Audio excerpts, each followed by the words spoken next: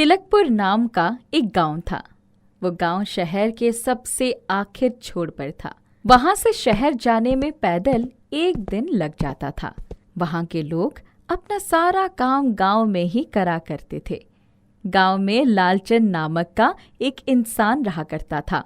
Lalchand chicken बेचने का काम करता था। हाँ जी, कितना चिकन दे दूं? अच्छा, 2 किलो। रुकिए, अभी देता हूँ। वो अपनी दुकान पर सस्ते दामों में चिकन बेचा करता था, लेकिन वो ये काम इस वजह से कर पाता था क्योंकि उसका एक भाई था, तोलाराम, जो रोज शहर जाने वाली बस पर चढ़कर काम करने गांव से शहर जाया करता था। उसके आने जाने का खर्च उसके शहर में रहने वाले मालिक दिया करते थे, जिस वजह से तोलाराम को आने जाने की कोई समस्या नहीं होती थी। और इसी वजह से लालचंद भी अपने दुकान के लिए चिकन सस्ते दाम में शहर से मंगवा लिया करता था। भाई, जल्दी शहर जा और मेरा काम मत भूलना। लालचंद की दुकान अच्छी खासी चलती थी, मगर उसी गांव में एक किशोर नाम का व्यक्ति रहता था। वो भी चिकन बेचने का ही काम किया करता था। किशोर के पास अपना फार्म था, जिसमें वो चिकन को रखता था और चिकन के साथ साथ अंडे भी बेचा करता था। तोलाराम, तुम ऐसा करो, अगले हफ्ते होली है, शहर में भी काफी चिकन की मांग होगी। ऐसा करो कि तुम कल ही हमारे ऑर्डर के लिए बात कर लेना। इस बार की होली में ज्यादा से ज्यादा कमाई करनी है। हाँ भाई, मैं भी यही सोच रहा था। और तो और होली की छुट्टी भी हो जाएगी, फिर हमें खुद ही खर्च करके शहर जाना पड़ेगा, इसीलिए मुझे पहले ही बात करके रखना होगा। तोलाराम अगले दिन ही चिकन का ऑर्डर दे देता है, मगर तोलाराम की अचानक तबीयत बहुत खराब हो जाती है। लालचंद को लगा तोलाराम कुछ दिनों में ठीक हो जाएगा, इसलिए उसने चिकन के ऑर्डर के बारे में ज्यादा कुछ नहीं सोचा था। मगर होली के एक दिन पहले ही तोलाराम की इतनी ज्यादा तबीयत खराब हो जाती है कि वो बोलने के काबिल भी नहीं रहता है। तोलाराम से तो बोला तक नहीं जा रहा। वो इस हालत में शहर जाकर मेरा ऑर्डर कैसे ले आ पाएगा? मैं अकेले भी नहीं जा सकता। शहर में कितने चिकन की दुकान होंगे, आखिर मुझे कैसे पता चलेगा तोलाराम ने किस में ऑर्डर दिया है? ये तो बहुत बड़ी समस्या आ गई। अब इस बार मेरी कमाई कैसे होगी? इधर किशोर अपनी बिक्री के बारे में सोचता रहता है। ये लालचंद हर बार सस्ते दाम में शहर से चिकन खरीद कर बेचता है, जिस वजह से मेरी कमाई आधी से भी ज्यादा कम हो जाती है। मेरे गांव वाले उसी से ही चिकन खरीदते हैं। मेरी खुद की फार्म होने के बावजूद लालचंद की कमाई मुझसे ज्यादा होती है। इधर लालचंद सोच में लगा हुआ था, आखिर जो एडवांस पैसे उस शहर के चिकन वाले को दिया है उसे कैसे चुकाया जाएगा। तभी लालचंद के दिमाग में किशोर का ख्याल आता है। क्यों ना मैं इस साल किशोर के फार्म से ही चिकन खरीद लूं? आखिर वो इस गांव का ही है, मुझे तो थोड़ी सस्ती दाम में चिकन बेच ही देगा। ऐसा सोचता हुआ लालचंद किशोर के पास जाता है। किशोर भाई, मुझे तेरी थोड़ी मदद चाहिए थी। ऐसा नहीं हो सकता कि तू मुझे थोड़े कम दाम में चिकन बेचे और बिक्री होने पर हम दोनों मुनाफा आपस में बांट लें? किशोर लालचंद की बातें सुनकर समझ गया कि इस साल लालचंद शहर से चिकन नहीं ला पाया है और अब उसके पास उसके यहाँ से चिकन खरीदने के अलावा और कोई चारा नहीं है। किशोर इस बात का फायदा उठाता है। क्यों नहीं भाई, आखिर हम दोनों एक ही गांव के हैं और हमारा काम भी एक ही है। मैं तो हमेशा से ही चाहता था कि तू मेरी फार्म से ही चिकन खरीद, पर तू खामखा शहर से चिकन लाया करता था। किशोर ने थोड़ा पैसा कम करके लालचंद को बताया। अरे, ये तो अभी मेरे शहर वाले दाम से काफी ज्यादा है, मगर मैं कर भी क्या सकता हूँ? मेरे पास और कोई दूसरा उपाय भी तो नहीं है, मुझे यही खरीदना होगा। लालचंद वही महंगी चिकन खरीदकर अपने दुकान पर बेचने लगता है, पर उससे उसका जितना मुनाफा हुआ उतने में वो बस शहर में एडवांस वाले पैसे जुटा पाया। क्यों भाई लालचंद, तूने तो मुझे मुनाफा का एक भी पैसा नहीं दिया। मैंने तुम्हें औरों से कम दाम में इसीलिए तो बेचा था। इससे अच्छा होता कि मैं खुद ही बेचता। वैसे भी इस साल सिर्फ मेरे पास ही चिकन थे। मैं क्या कर सकता हूँ भाई, मेरी तो खुद की कमाई नहीं हो पा रही है। तोलाराम की तबीयत भी ठीक नहीं हो रही है, जो वो शहर जा सके। कोई बात नहीं, तुम परेशान क्यों होते हो? जब तक तुम मेरे पैसे नहीं जुटा पा रहे हो, तुम मेरे ही दुकान से चिकन खरीदा करो। लालचंद के पास किशोर की बात मानने के अलावा और कोई रास्ता नहीं था, मगर किशोर इतनी महंगी चिकन बेचता था जिस वजह से लालचंद और कर्ज में जाए जा रहा था। उससे कुछ समझ नहीं आ रहा था कि वो ऐसा क्या करे जिससे उसका कर्ज कम हो सके। अब तो इतनी ज्यादा कर्ज हो गई कि मैं चाहकर भी कहीं और से चिकन नहीं खरीद सकूंगा। उसी दिन तोलाराम से मिलने उसका शहर का दोस्त ज्ञान आया। वो अपने साथ चिकन मोमो लाया था। ले भाई तोलाराम, ये खा तेरी पसंदीदार चिकन मोमो और जल्द से जल्द ठीक हो जा। ये कौन सी चीज है ज्ञान? लालचंद जी, ये चिकन मोमो है। इसकी शहर में बहुत मांग है। ये खाने में बहुत स्वादिष्ट लगती है और इसमें ज्यादा खर्च भी नहीं लगता। बस थोड़ा सा चिकन और मैदा और इसे भाप में पकाकर बनाओ और बेचो। इसकी बहुत कमाई होती है। ये तो खाने में बहुत ही स्वादिष्ट है। ये तो गांव में बनाने लगे तो इसकी बहुत मांग होगी और इसमें तो चिकन भी ज्यादा नहीं चाहिए। लालचंद अब किशोर से कुछ ही चिकन खरीदता था और अपनी दुकान पर जाकर चिकन मोमो बनाता था और लोगों को बेचता था। गांव के सभी लोगों के लिए चिकन मोमो बिल्कुल ही नई चीज थी। सारे गांव वाले रोज चिकन मोमो खरीदने लगे और खाने लगे। लालचंद की बिक्री काफी बढ़ गई। लोग रोज काफी ऑर्डर देते चिकन मोमो के लिए। अब लालचंद की वापस से तरक्की देखकर किशोर को जलन होने लगी। ये लालचंद मेरी बिक्री कम करने की कहीं ना कहीं से कोई ना कोई उपाय ले ही आता है। अब मुझे लगता है कोई और तरकीब लानी होगी। अब जब वापस लालचंद किशोर के पास चिकन लेने गया, उसे पता चला अब किशोर उसे चिकन देने से इनकार कर दिया। भाई मुझे माफ करना, वो आजकल शहर से बहुत ऑर्डर आ रही है और मेरी चिकन बिक जा रही है। लालचंद ये सुनकर बहुत दुखी हो जाता है। वो दुखी होकर घर आता तो देखता है ज्ञान वहां आया था और जब से ज्ञान ने लालचंद को चिकन मोमो के बारे में बताया है, वो रोज ज्ञान और उसके परिवार के लिए चिकन मोमो दिया करता था। उस दिन लालचंद की उदासी भरे चेहरे को देखकर ज्ञान उसे कारण पूछता है। क्या हुआ तुझे? तू ठीक तो है ना? लालचंद ज्ञान को सारी बातें बताता है। एक काम कर, तू इधर आ, मैं तुझे कुछ बताता हूँ। ज्ञान लालचंद को एक मंत्र बताता है। जब भी तू चिकन मोमो बनाने जाएगा तब मैदा सानते वक्त ये मंत्र पढ़ देना। तुम्हारी चिकन मोमो तैयार हो जाएगी। तुम एक ईमानदार इंसान हो, इसीलिए ये मंत्र तुम्हारे साथ अच्छे से काम करेगी। ये मंत्र ज्ञान को एक बाबा ने बताई थी कि जो इंसान ईमानदारी से अपना काम करते हैं, उनके काम में ये मंत्र उनकी मन मर्जी की तरह काम करती है। लालचंद ने ऐसा ही किया। वह मन में सोचता चिकन मोमो का और मैदा तैयार करते वक्त मंत्र पढ़ता और उसके सामने जादुई चिकन मोमो आ जाती थी। ऐसे ही अब लालचंद रोज चिकन मोमो बनाता और बेचता। अब उस पे किसी का कोई कर्ज नहीं था। अब वो खुशी खुशी जादुई चिकन मोमो बनाता और गांव के सभी लोगों में बेचता था। दूर गांव संबलपुर में एक अनाथ लड़का रहता था। उसका नाम चिंटू था। असल में चिंटू के माता पिता बचपन में ही गांव में आए बाढ़ में बह गए थे। उस वक्त चिंटू को गांव के मछुआरों ने बचा लिया था। चिंटू के पिता अपने परिवार की आजीविका के लिए पानी पूरी चाट का ठेला लगाया करते थे। गांव में बाढ़ आने के बाद उनका ठेला तो पेड़ के ठीहा में अटक कर बच गया, पर चिंटू के माता पिता खुद को उस बाढ़ से बचा नहीं पाए थे। चिंटू तब 7 साल का था। उसकी धुंधली यादें कभी कभी चिंटू को रात में परेशान करती थी। सुनो गांव वालों, आने वाली शिवरात्रि को तालाब के पास मेला लगाया जाएगा। उस वक्त जन पंचायत में चिंटू के पड़ोसी छगन ने गांव वालों को इकट्ठा किया था। प्रधान साहब, मेला तो लग जाएगा, पर इस मेले में लोग कैसे आएंगे? हमारा गांव इतना छोटा है कि ठीक से साधन भी नहीं है यहाँ तक लोगों को लाने के लिए। चिंता ना करो छगन, हम आसपास के सभी गांव में ढिंडोरे पिटवा देंगे इस बात का कि संबलपुर में विशाल मेला लगने जा रहा है। पर प्रधान जी, इस ढिंडोरा पिटवाने और बाकी तैयारियों में जो खर्च आएगा उसको कौन भरेगा? गांव के लोग देश में चल रहे मंदी से वैसे ही परेशान चल रहे हैं। सबका धंधा ठप जा रहा है।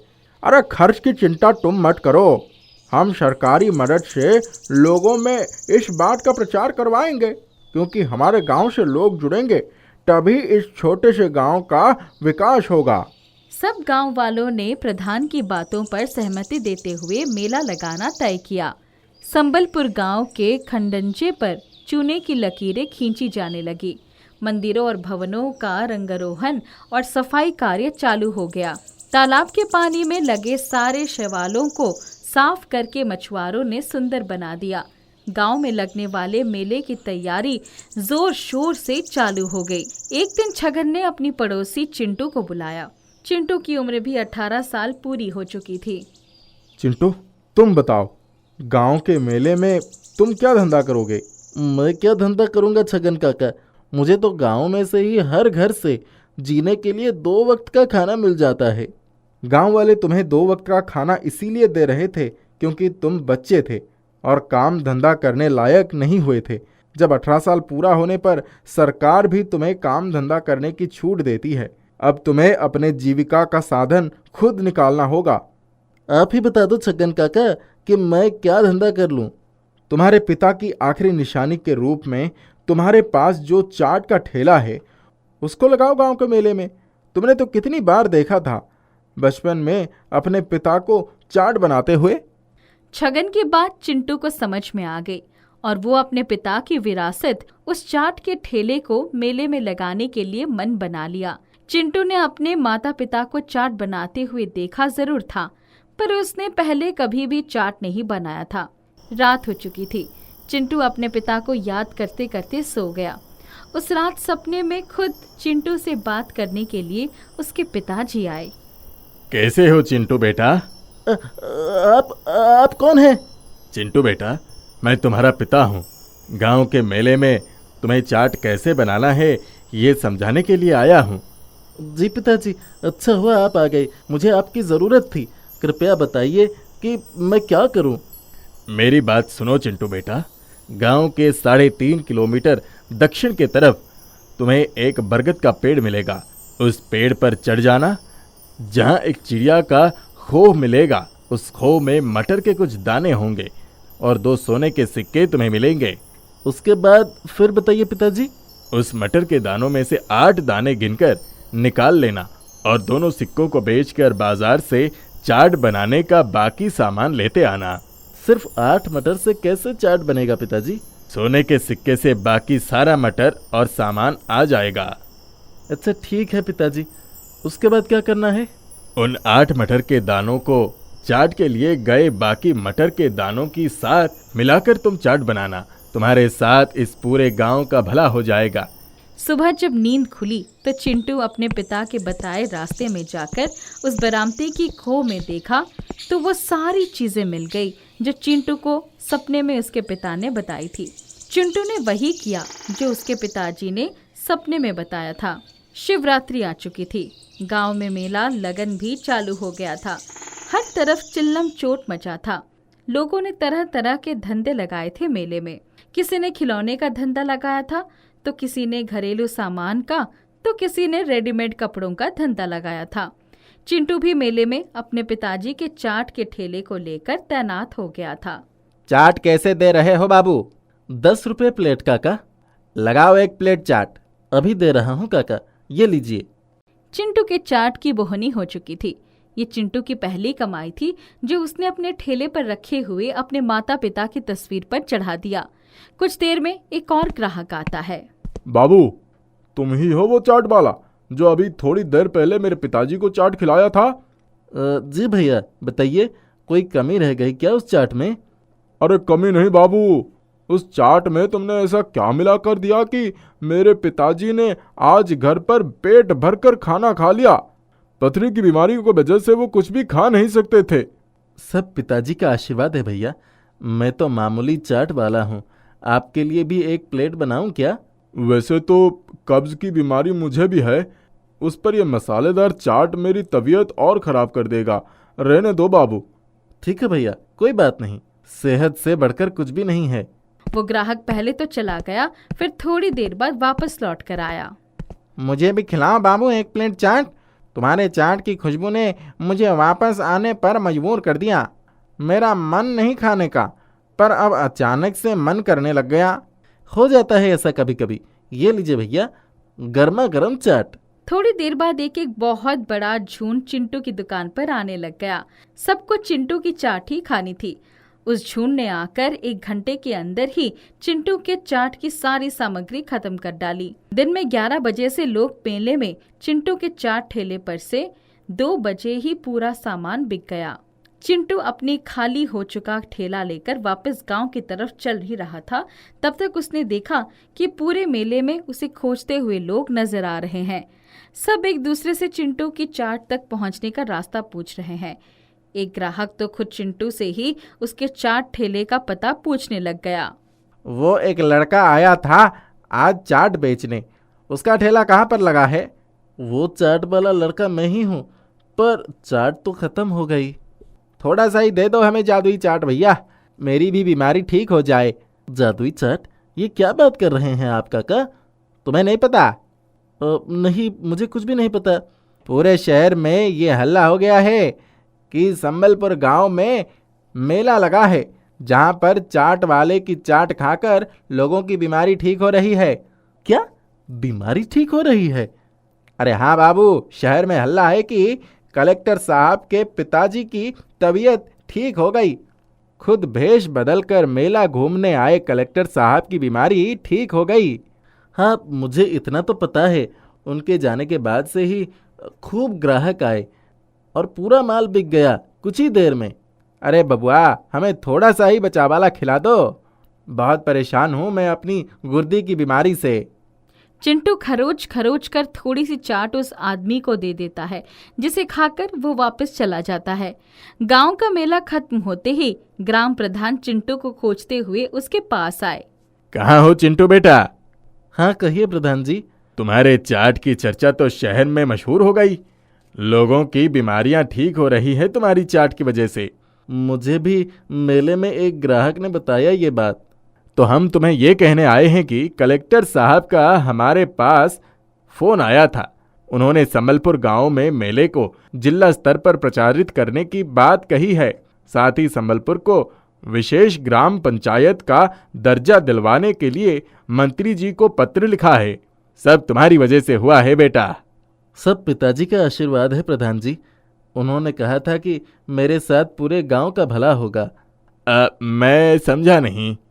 चिंटू अपने सपने की बात सोचकर मुस्कुराते हुए प्रधान की बात को कुछ नहीं कहकर काट देता है। उस रात फिर से चिंटू के पिता ने उसके सपने में उसे दर्शन दिए। पिताजी, आपने जो कहा बिल्कुल वही हुआ। क्या वो मटर के दाने का कमाल था पिताजी? बेटा, वो मटर का दाना चिड़ियों का इकट्ठा किया हुआ आम मटर का दाना था, कोई जादुई दाना नहीं था। आज जो हुआ सब तुम्हारी ही मेहनत का फल है। वो कैसे? बरगद तक मैं तुम्हें सिर्फ सोने का सिक्का दिलवाने के लिए जाने को कहा था, जो बुरे वक्त के लिए मैंने इकट्ठे किए थे। फिर लोगों की बीमारी कैसे ठीक हो रही है? जिसके मन का विश्वास निष्ठापूर्ण और जिसकी नीयत साफ हो, उसके हाथ का पानी भी जादुई हो जाता है। और अपने मन में कभी भी छल और घमंड मत लाना, और ऐसे ही निष्ठा से अपना रोजगार चलाते रहना। हर रोज तुम्हारे हाथ की चाट एक जादुई चाट बनकर लोगों को ठीक किया करेगी। इतना कहकर चिंटू के पिताजी गायब हो गए और वापस फिर कभी सपने में नहीं आए। संबलपुर विशेष गांव बन गया और वहां के लोगों की आबादी बढ़ने लगी। संबलपुर एक रियासी गांव में माना जाने लगा है और चिंटू की चाट के नाम से संबलपुर देश भर में मशहूर है। तारकपुर नाम का एक गांव में विकास राम नामक का एक आदमी अपनी बेटी सुरेखा के साथ रहता था। विकास राम के पास बहुत पैसे थे, मगर एक बार गांव में भारी बाढ़ आने की वजह से उसकी सारी जमा पूंजी बाढ़ के पानी में बह गई थी। विकास राम बहुत कम पढ़ा लिखा था, मगर वो गांव में खेती बाड़ी करके अच्छे खासे पैसे कमा लिया करता था। उस बाढ़ के बाद से उसका खेत, घर सब उजड़ चुका था और ये घटना को लगभग 2 साल हो चुके थे, मगर विकास राम की स्थिति अभी तक सुधर नहीं पाई थी। वो इसलिए क्योंकि गांव में बहुत अलग अलग प्रकार के काम शुरू हो गए थे जो कि विकास राम को समझ नहीं आती थी। उसे खेती बाड़ी ही आता था, मगर वो भी अच्छे से नहीं हो पा रहा था। अब मैं क्या करूं? मेरी बेटी सुरेखा बड़ी हो रही है, मुझे उसे अपनी तरह अनपढ़ गंवार नहीं बनाना है, मगर मैं करूं तो क्या करूं? मैंने जितने पैसे सुरेखा के भविष्य के लिए बचा कर रखा था वो सब तो बाढ़ में बह गया। विकास राम बहुत परेशान हो चुका था। सुरेखा को अपने पिताजी की बात बिल्कुल समझ नहीं आती थी। वो कभी भी स्कूल नहीं जाना चाहती थी। न जाने पिताजी को ऐसा क्या है जो वो मुझे पढ़ाने के पीछे लगे हुए हैं। मैं भी गांव में खेतों पर काम करूंगी, फिर किसी बड़े घर में शादी करूंगी। विकास राम सुरेखा को हमेशा पढ़ाई लिखाई की अहमियत समझाता था। साथ ही वो पैसे कमाने के लिए अलग अलग उपाय लगाना भी शुरू कर दिया था। विकास राम लोगों के घरों में जाकर झाड़ू पोछा लगाना शुरू कर दिया था। हालांकि विकास राम बड़े ही इज्जतदार घराने से आता था, उसकी ना पढ़ने की आदत की वजह से आज उसकी ये हालत हो गई थी। यही कारण था जिस वजह से वो किसी हाल में सुरेखा का भविष्य ऐसा नहीं बनाना चाहता था। गांव में इज्जतदार घराने से आने की वजह से विकास राम को बहुत हिम्मत जुटाकर ऐसे छोटे छोटे काम करने पड़ रहे थे। चाहे कुछ भी हो जाए, मेरी बेटी को कभी भी ये पता नहीं चलना चाहिए कि उसके पिता कैसे कैसे काम कर रहे हैं। मैं तो चाहता हूँ मेरी बेटी हमेशा खुश रहे। सुरेखा का आधा बचपन बड़ी लाड़ प्यार से बिता था। उसके दादाजी उसकी सारी इच्छाएं पूरी करते थे और पूरे गांव में कंधे पर बिठाकर घुमाया करते थे। सभी लोग दादाजी को आकर प्रणाम नमस्ते किया करते थे। सुरेखा के दिमाग में आज तक वही छवि बसी हुई थी। उसे अभी तक यही लगता था कि उसके पास किसी चीज की कोई कमी नहीं है। पैसे, इज्जत, सब कुछ उसके पास है और विकास राम अपनी बेटी के सपने को कभी तोड़ना नहीं चाहता था। काश जब पिताजी मुझे पढ़ाने और अपनी जिम्मेदारी को समझने के लिए कहते थे मैं समझ जाता और पिताजी की संपत्ति को संभाल कर रखता, फिर उन्हें और भी ज्यादा बढ़ाता। मगर मैंने बहुत गलत किया। सुरेखा की माँ के जाने के बाद मैंने कभी ये सब सोचा ही नहीं। इन सब बातों को सोचता हुआ विकास राम घर वापस आ जाता है। पिताजी, मुझे कुछ पैसे चाहिए, अपने दोस्तों के साथ मेले देखने जाना है। नहीं बेटा, पैसे ऐसी जगह बर्बाद मत करो, तुम्हें अपनी पढ़ाई पर ध्यान देनी चाहिए। ये सब सुनकर सुरेखा बहुत गुस्सा हो जाती है और चली जाती है। सुरेखा अपने दोस्तों के घर के बाहर खड़ी हो गई। उसने देखा कि उसके दोस्त ने अपने पिताजी से किताबें और पढ़ाई के लिए पैसे मांगे। अरे, मैंने ये सोचा ही नहीं, मैं भी पिताजी से पढ़ाई के लिए पैसे मांगती हूँ। सुरेखा घर आती है और अपने पिताजी से कहती है, पिताजी, मुझे समझ आ गया है पढ़ाई हमारे लिए कितनी जरूरी है। एक सर ने मुझे ये बात समझाई है। उन्होंने ये भी कहा है कि अगर मुझे कुछ समझ नहीं आता है तो मैं स्कूल के बाद उनके पास जाकर पढ़ाई करूं। वाह, ये तो बहुत अच्छी बात है। हाँ पिताजी, अब से मैं वहाँ जाकर ही पढ़ाई करूंगी। चलो अच्छा है, भले ही देरी से मगर तुम्हें पढ़ाई का महत्व समझ तो आया। बताओ, महीने के कितने पैसे लगेंगे? ज्यादा नहीं पिताजी, बस 500 रुपए हर महीने के और बाकी किताबें और कॉपी के लगेंगे। अभी ये 500 ले जाओ, बाकी का मैं बाद में दे दूंगा। सुरेखा बहुत खुश हो जाती है, अपने दोस्तों के साथ घूमने जाती है और इधर विकास राम सोच में लग जाता है कि अब उसे और भी ज्यादा पैसा कमाना होगा। सुरेखा पढ़ाई के नाम पर झूठ बोले जा रही थी, मगर उसे इस बात से कोई फर्क नहीं पड़ रहा था। अब तो खर्च भी बढ़ गए हैं, मुझे कुछ बड़ा काम करना ही होगा। विकास राम एक चाय की दुकान से 2 लोगों को बात करते सुनता है कि वो किसी काम करने वाले को खोज रहे हैं। ये सुनते ही विकास राम उनके पास जाता है। भाई, कौन सा काम और इसे करने के कितने पैसे मिलेंगे? भाई, पैसे तो बहुत मिल जाएंगे, लेकिन बात यहाँ पैसे की नहीं है। ये काम बहुत खतरनाक है, किस्मत खराब है तो जान भी जा सकती है। विकास राम उस काम के बारे में पता करता है। वो एक फैक्ट्री में बिजली के तार बनाने का काम था और क्योंकि अभी उस फैक्ट्री के पास पैसे नहीं थे अपने औजार ठीक करवाने का, तो इसमें अभी काफी खतरा था। मगर सुरेखा के बढ़ते खर्च को देखते हुए विकास राम ने उस काम के लिए हाँ कर दिया। आए दिन विकास राम को कोई ना कोई जख्म ही हो जाता था, मगर वो उनके बारे में जिक्र नहीं करता था। एक दिन विकास राम सुरेखा को स्कूल के बाहर देख लेता है और उसे घर ले जाता है।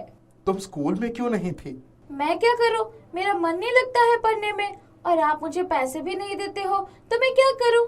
तुम्हें अंदाजा भी है तुम कितनी बड़ी गलती कर रही हो?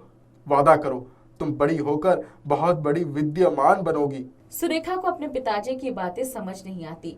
वो वापस जी जी जी कहती है और चली जाती है। सुरेखा एक दिन घर वापस आती है तो देखती है विकास राम की बहुत बुरी हालत रहती है। उसे बहुत जोर से बिजली का झटका लगा था, मगर फिर भी अगली ही सुबह विकास राम काम करने के लिए निकल रहा था। पिताजी, आज आप आराम कीजिए, आपकी हालत खराब है। नहीं बेटा, आज तो मुझे तनख्वाह मिलने वाली है, तभी तो तेरे पढ़ाई के लिए किताब और पैसे दे पाऊंगा। विकास राम चला जाता है। सुरेखा खेलने कूदने में लग जाती है, मगर जब शाम को वो घर वापस आती है तो अपने घर के बाहर गांव के सभी लोगों की भीड़ देखकर डर जाती है और आगे जाती है तो देखती है उसके पिता का शव वहां रखा हुआ है। सुरेखा वहीं गिर जाती है और फूट फूट कर रोने लगती है। पिताजी, ये सब कैसे हो गया? अब मेरा क्या होगा? मैं आपके बिना कैसे रहूंगी? तभी वहां खड़े एक आदमी ने सुरेखा को बताया कि कितने खतरों से भरा काम करके उसके पिताजी पैसे कमा रहे थे। उन्हें पता था कि उनकी जान भी जा सकती है, मगर सिर्फ उसकी पढ़ाई में कोई समस्या न आए इसलिए वो काम करता रहा। सुरेखा अपने आप से नजर नहीं मिला पा रही थी। उसे गांव वालों ने बताया कि उसके दादाजी के जाने के बाद विकास राम उसे पढ़ाने के लिए कितने जतन करके पैसे कमाता था। पिताजी, मुझे माफ कर दीजिए, मैं कितनी बड़ी मूर्ख थी। मैं कभी समझ ही नहीं पाई कि आप मेरे लिए कितना कष्ट कर रहे हैं। लेकिन अब चाहे कुछ भी हो जाए, मैं आपकी ये आखिरी इच्छा जरूर पूरी करूंगी। सुरेखा दोस्तों के साथ खेलना बंद कर देती है और पढ़ाई पर ज्यादा ध्यान देने लगती है। 12वीं तक तो वो अपने पिताजी की जमा पूंजी से पढ़ाई कर लेती है, मगर उसके बाद शहर जाकर काम के साथ साथ पढ़ाई भी जारी रखती है और फिर एक दिन वो बहुत बड़ी प्रोफेसर बन जाती है। पिताजी, आज आप यहाँ होते तो आप मुझ पर बहुत गर्व करते। मैंने आपके सपने को पूरा किया और मेरी गलतियों के लिए मुझे माफ कर दीजिए।